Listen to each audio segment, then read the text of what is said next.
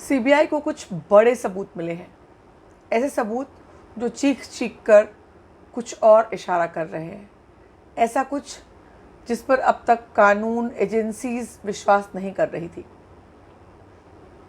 CBI को ऐसे proofs मिले हैं कि सुशांत सिंह राजपूत की हत्या 13 तारीख को दोपहर के बाद और शाम से पहले हो गई थी शायद।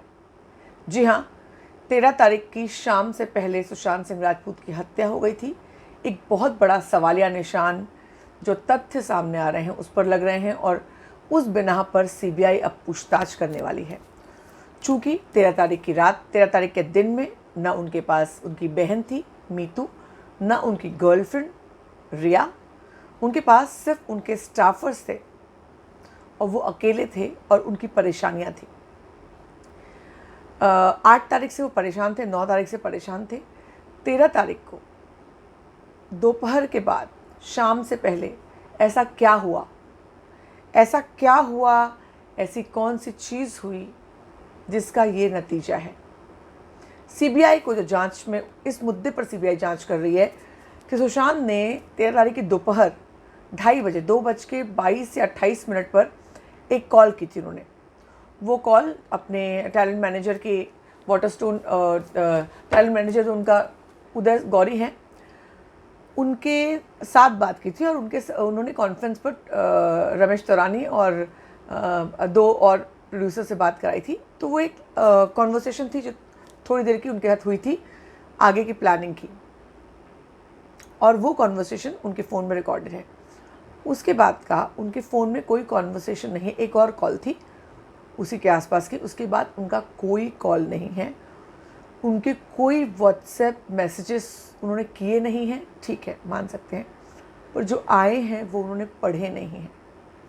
सिर्फ एक मैसेज पढ़ा है जो बहुत जल्दी का है, दोपहर के आसपास का है। शाम के बाद उनकी कोई भी एक्टिविटी, फ़ोन पर कोई भी एक्टिविटी नहीं दिखाई पड़ी है, फ़ोन पर कोई भी एक्टिविटी नहीं दिखाई पड़ी। उनके फ़ोन में लास्ट कॉल जो है वो दोपहर का था, शाम के बाद उनका कोई कांटेक्ट नहीं था। तो क्या अगर वो ठीक ठाक होते, मतलब ज़िंदा होते, तो अपनी बहन का, पिता का कॉल रिटर्न नहीं करते? जो कॉल्स आए थे रिटर्न करते वो कॉल? तो क्या वो ज़िंदा ही नहीं थे वो कॉल्स देखने के लिए? क्या वो बातें, वो दिल का धड़का जो उनके फैंस को है कि सुशांत 13 को मार दिए गए थे, वही सही है? पोस्टमार्टम में अप्रॉक्स टाइम मेंशन किया गया है, अप्रोप्रिएट टाइम मेंशन नहीं किया गया है, एग्जैक्ट टाइम मेंशन नहीं किया गया है। क्यों ये सब इरेगुलरिटीज़ हैं? सिद्धार्थ पठानी कुछ और कहते हैं, दीपेश कुछ और कहते हैं, केशव कुछ और कहता है, नीरज कुछ और कहता है।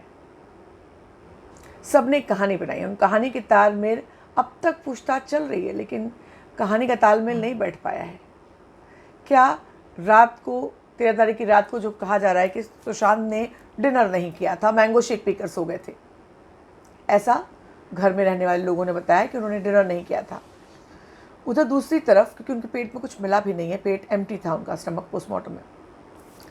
जो उनकी पड़ोसन थी उसने बताया कि रात 10 बजे बत्तियां बंद हो गई थी। आमतौर पर देर रात तक सुशांत के कमरे की बत्ती जलती है।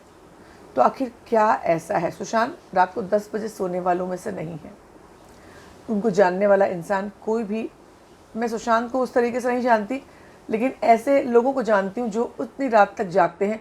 वो 10 बजे कभी नहीं सो सकते, तबीयत ख़राब होगी तभी भी उन्हें नींद नहीं आएगी, वो मूवी देखेंगे, फ़ोन पे टाइम पास करेंगे, जो भी करेंगे, बैठ के सोचते रहेंगे, गाना सुनते रहेंगे, मगर सोएंगे नहीं। सुशांत अंधेरे से, अकेलेपन से डरते थे, क्यों बत्ती बुझाएंगे वो? तो क्या ये सब बातें चीख चीख कर इशारा कर रही हैं? किचन में से फ्लाइट जल रही थी रात में, सुशांत को शाम के पहले ही मार दिया गया था, और यही एक कारण है कि कहीं पर पोस्टमार्टम में टाइम मेंशन नहीं है।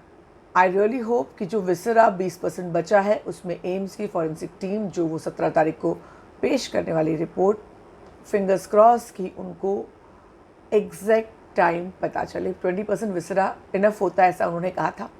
उम्मीद पे दुनिया कायम है, कम से कम हमारी। अगर आपने सब्सक्राइब नहीं किया तो जल्दी से कर लीजिए, बेल आइकन भी दबा दीजिए। मैं हूँ आपकी होस्ट और दोस्त सरिता।